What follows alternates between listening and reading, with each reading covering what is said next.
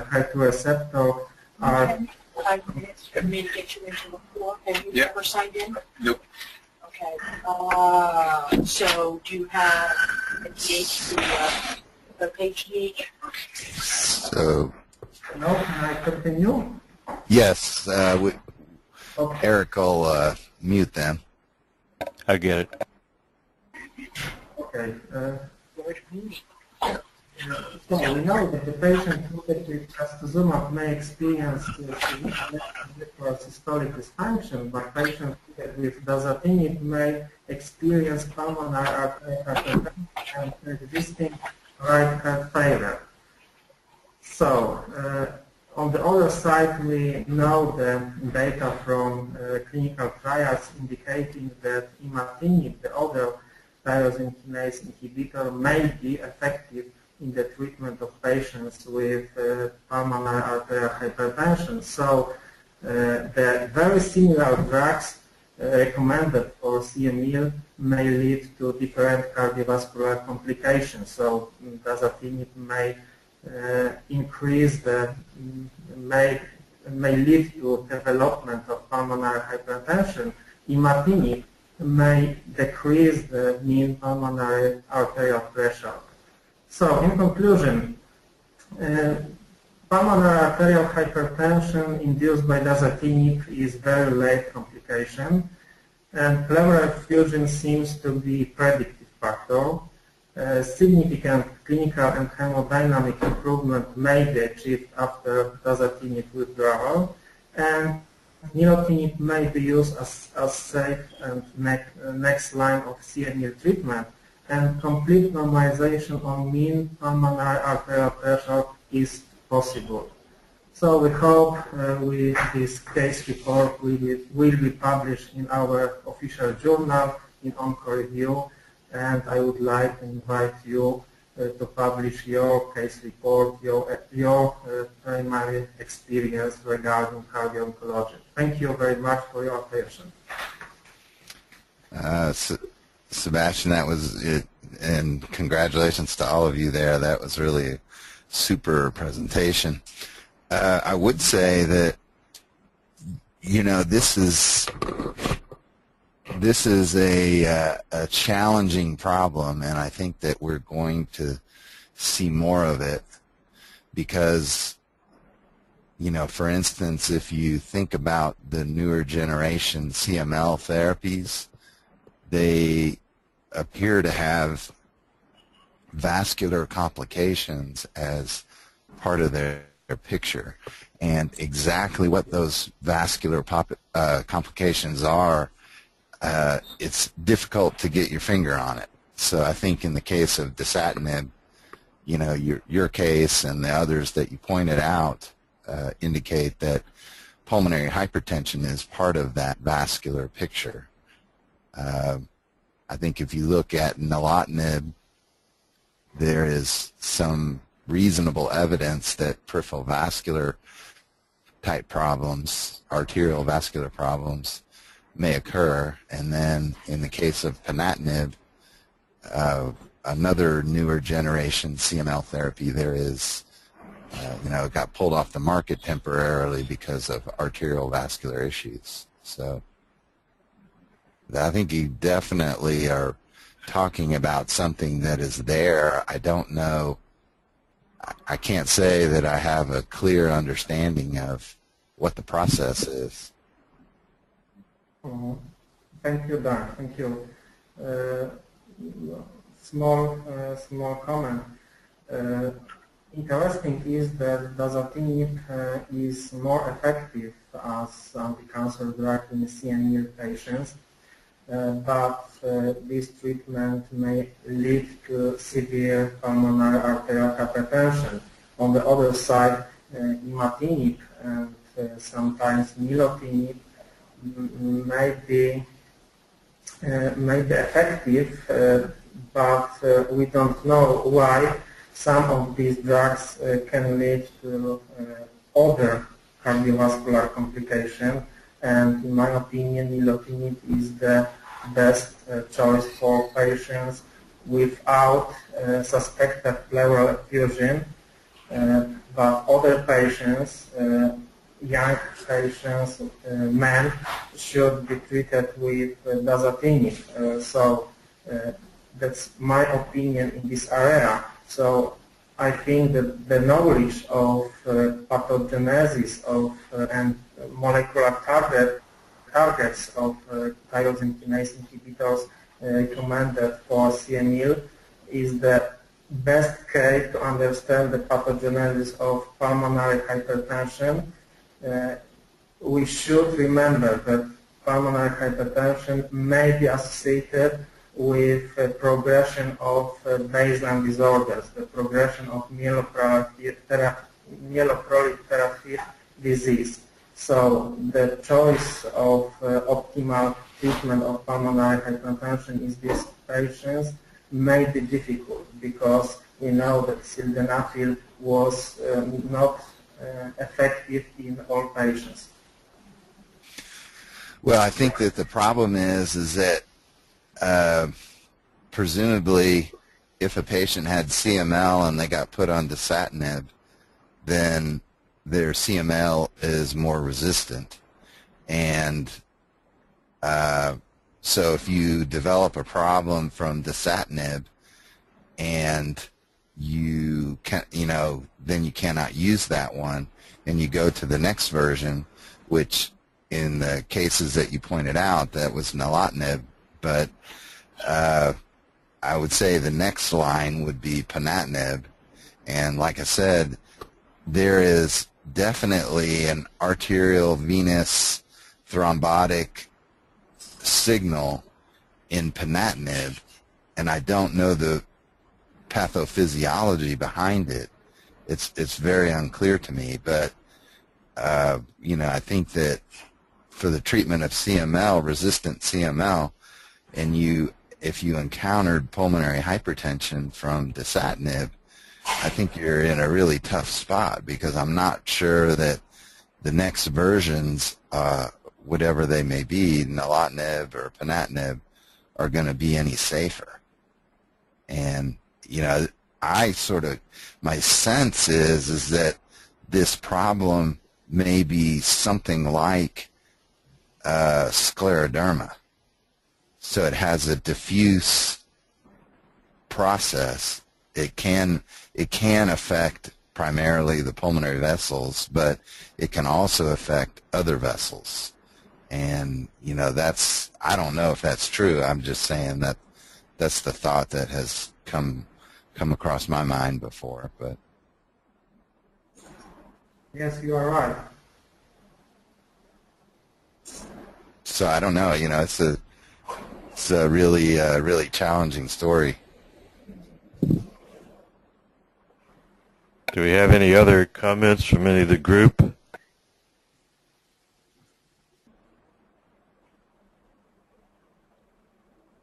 Whether you can hear me, it's Adam Torbicki. Yes.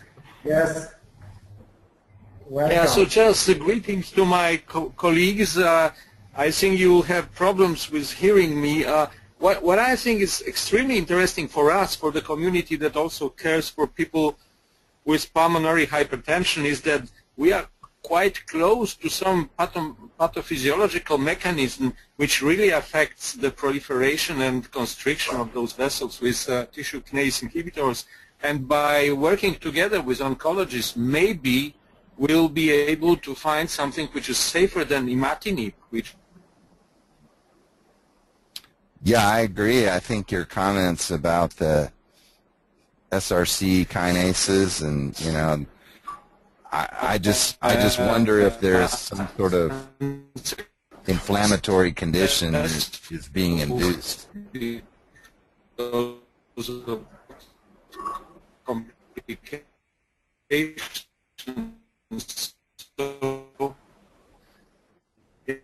It's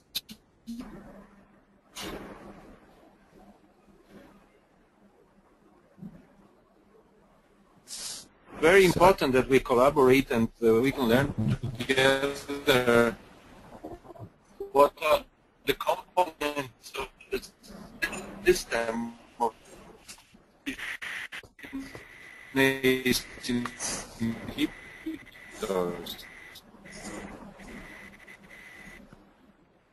Sounds like Dr. Torbicki is in and out of touch there. I think he's on a train. Yeah, I think that this is an area that I think is going to be a big challenge, and I do think that these kinase inhibitors, somewhere along the way, there is a mechanistic explanation that results in this pulmonary vascular issue. Whereas I also think that there's a peripheral vascular issue that maybe there is some sort of kinase inhibitor factor that we don't fully understand yet.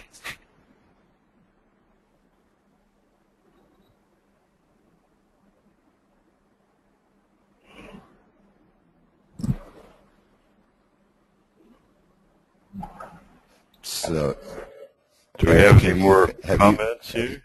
Yeah, Eric, have you come across any patients with this kind of problem? This is Greg Hartledge. We had one case last year, actually, of dasatinib causing RV myocarditis with normal PA pressures.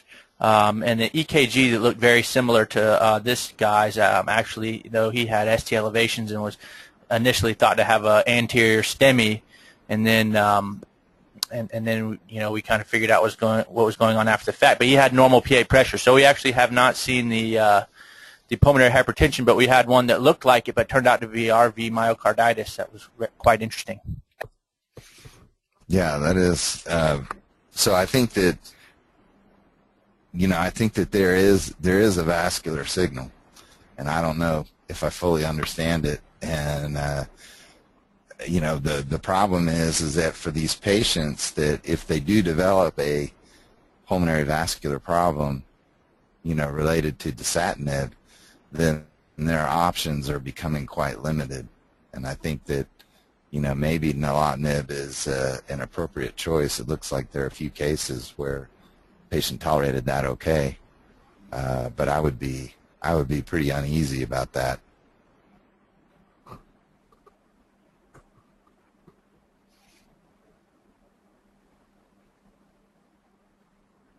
So I think also understanding one of the things about the tyrosine kinase inhibitors is that they're developing drugs that inhibit these different kinases, and they're purported to be targeted therapy, but they're pretty indiscriminate in terms of which tyrosine kinases they inhibit.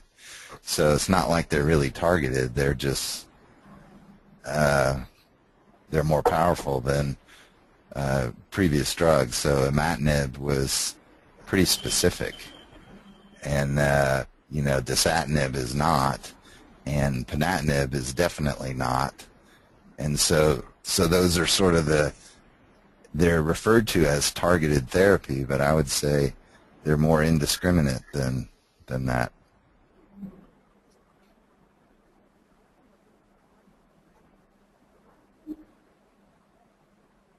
So I don't know if anybody has any additional comments about it. I think that this is a very important observation, and I'm not sure exactly if I understand all the sources of it.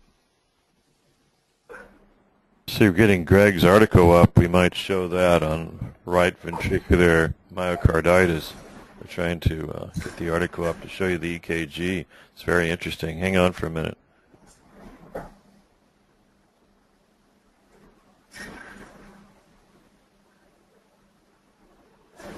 We're going to switch over to Meg.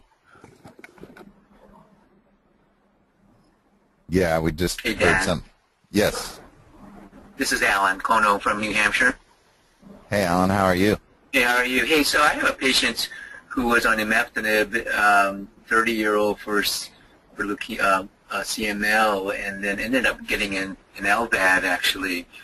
And interestingly, has had a really higher than expected thrombosis rate, and also RV failure, which he didn't have so much. So it does, we never right heart cath them, but this data that you're presenting today makes me wonder if he could be having worsening pulmonary hypertension that's contributing to the RV dysfunction, above and beyond what the LVAD can manage from the LV dysfunction. So this is pretty interesting for me, actually.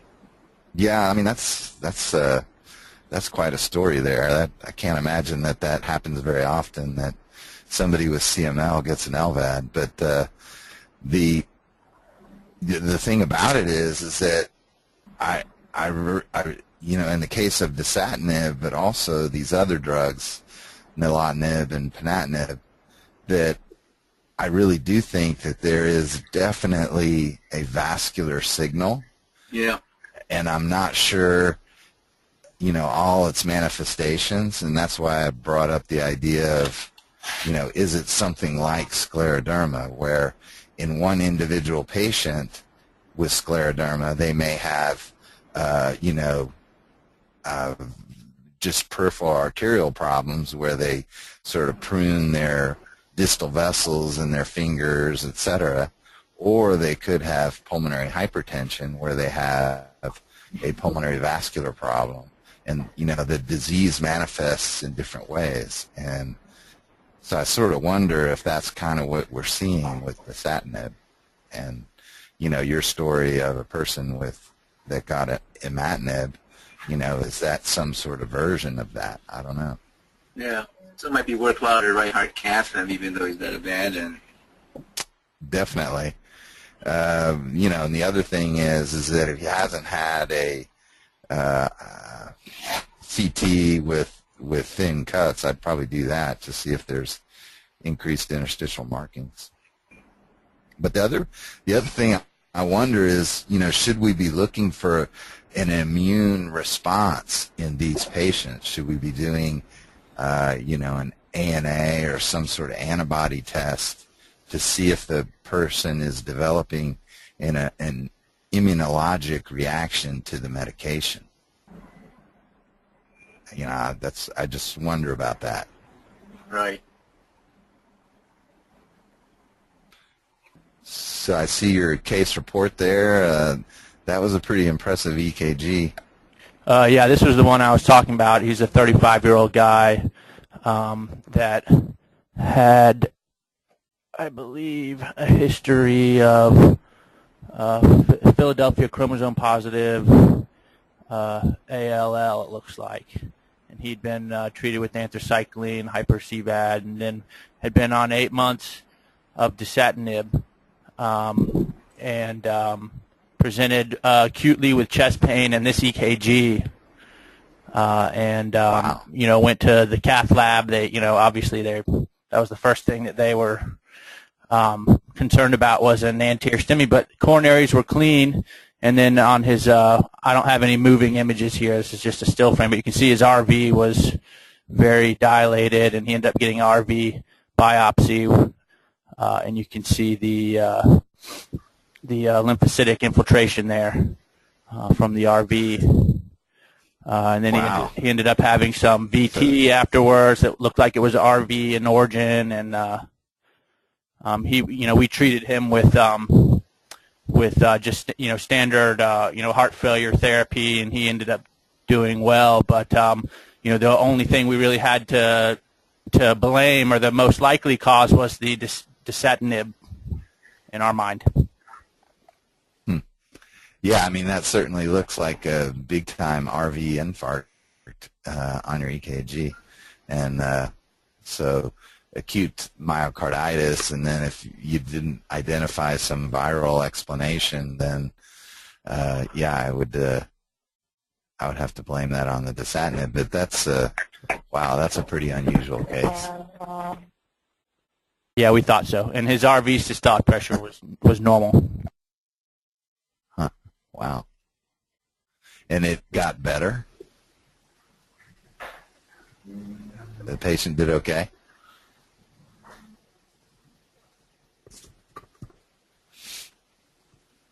Yeah, that's... So, Alan, what are you going to do in your situation with your patient?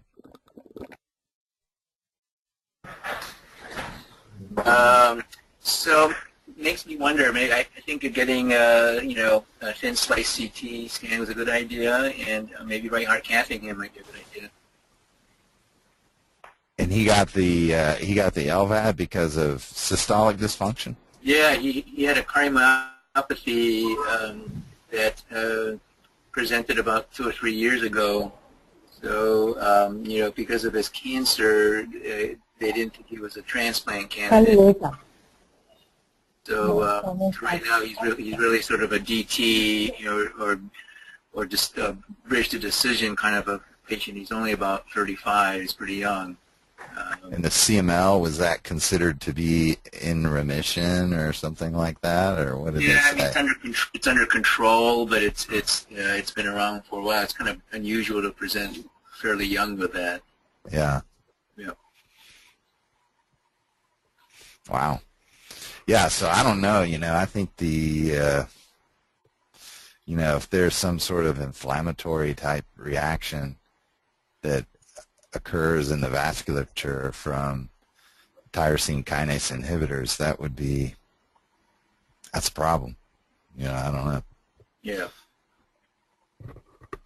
So that's great. Well, that's really interesting. I think that, we need to see if there's some essential, the smarter people in the room who can figure out which which kinases are being inhibited that may be related to this vascular response. That would be obviously really important.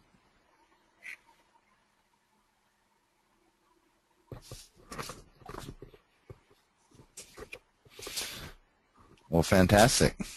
Eric, I don't know if we have anything else on the agenda, but this has been a really unbelievable case presentation. Yeah, I think we've done it. I think we have the 19th is the meeting on the we have a meeting on the 19th, the final meeting on the global meeting, the galactic meeting in Nashville, October 15th and 16th, will be finalized or pretty close to finalized on the 19th of December. Yeah, that's just we're just trying to construct an agenda for our meeting next year in October in Nashville. So we're trying to figure out how to squeeze in the appropriate talks for our cardio-oncology summit. So will we have anything on this particular topic, Dan? It seems like we need to, definitely. Yeah, I mean, I think this is a really, it's a really interesting and challenging case, and I think that it's very likely we're going to see more of it because, the targets that are being developed in the cancer world are more powerful all the time, and at some point along the way, I think that those targets are going to have other effects that we're just now sort of seeing, and I think that's kind of what this case is demonstrating, at least in my opinion. Perhaps somebody from the French registry would be interested in talking, or someone from the basic laboratory. Hopefully our friends from Poland. That would be excellent. And what are the dates? October 15th and 16th. Okay, thanks. It's Ann Blaze from Oncology. I just have one comment about the case of the patient with Pleasure, we can handle it. And we can also contact the French people to come because they will have much more experience. Okay, we'll do that. So, Ann, finish? I had one last comment about the patient that received the hyper-CVAD with dasatinib, and I'm just wondering, and I didn't read the actual report of what they wrote, but one thing when there's injury from both the anthracycline that the patient got in addition to the tyrosine kinase is whether or not they've looked at all at iron and like the hemochromatosis gene mutations, only because the presentation is so unusual. And there are more and more reports coming out that HFE carriers are actually more susceptible to that injury.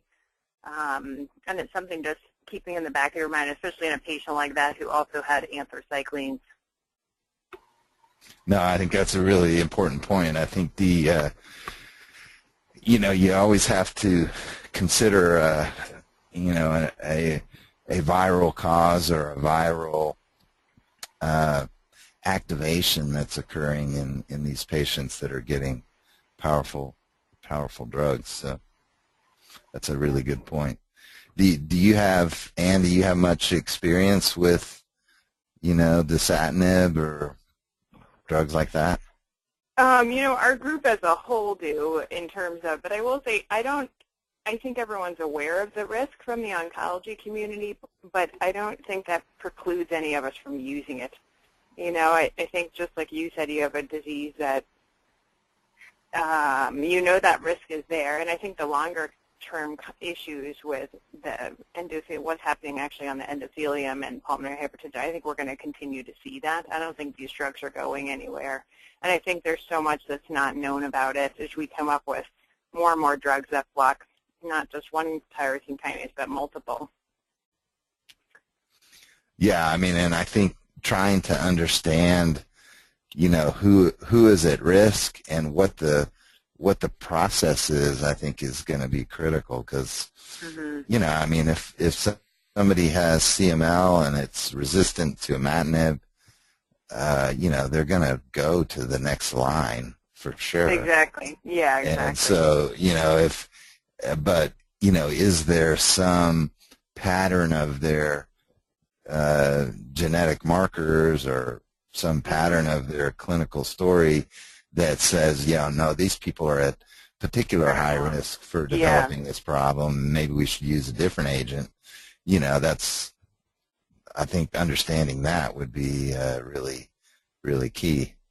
In general, I would say our group tends to, it's not our first choice, that's for sure, when it comes to the therapies, just because of the side effects and the complications, whether it's effusions or related to the cardiac issues.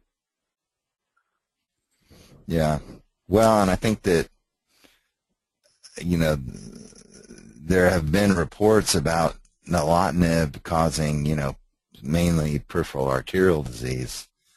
And, what's not known is that did those patients have significant peripheral arterial disease before they got started on their drug? Yeah. And you just sort of stirred it up, or did the drug actually induce that response? And so I think we kind of have to have our radar up, but I think that the thing is to not say that, okay, this is a problem related to these drugs, but rather, what way can we minimize those effects? Right. And I do think the whole issue with inflammation and what's actually going on from that, when you look at even other diseases, I think there's so much we don't know about it. So I would agree mechanistically we need to keep working in that area. Great. Fantastic. I appreciate everybody joining on, and we greatly appreciate our Polish colleagues for that presentation. That was really great, and certainly gives us plenty of things to think about. Thank you so much. I look forward to seeing everyone next month and a new year. Yeah. Do you have somebody already lined up for January? Or? We're going to have to redo the schedule and get 12 new volunteers for the coming year. Anybody who's interested in stepping up as a volunteer or stepping back and leaving the volunteers stepped up, we would enjoy having them present. Excellent. We'll look to sort of finalize that in the next week or two. Thank you so much. Talk to you on the 19th. Bye-bye. All right, great. Take care. Thank you, everybody. Thanks. Bye. Bye. Thank you so much for the invitation to this great project of cardio-oncology, and see you on the web soon. Yes, absolutely. Thank you guys so much for your really excellent case. It's presents quite a challenge, I would say. Great presentation. Keep up the good Thank work. you. All right, thanks a lot. Thank you. Yeah. Okay, Dan, are you still on? Dan is gone, I believe. Who's Dan's this? gone. Is it Alan Kono? Hey, do you have any, I had Stephen Lipschultz as a guest visiting professor last week.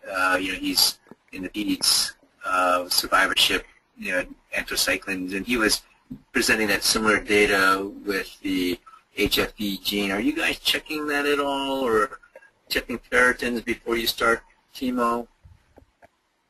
Well, we're not involved in that particular area of expertise, but we certainly would be interested in you making a presentation on that. If you have a patient that would be appropriate, we're looking for registrants for 12 months for the presentations next year. So if you can help us out with that one, that would be a great one.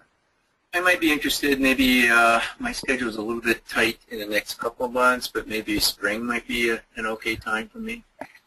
That would be terrific. If you could respond to Janelle, she is at this time working to finalize the list for next year.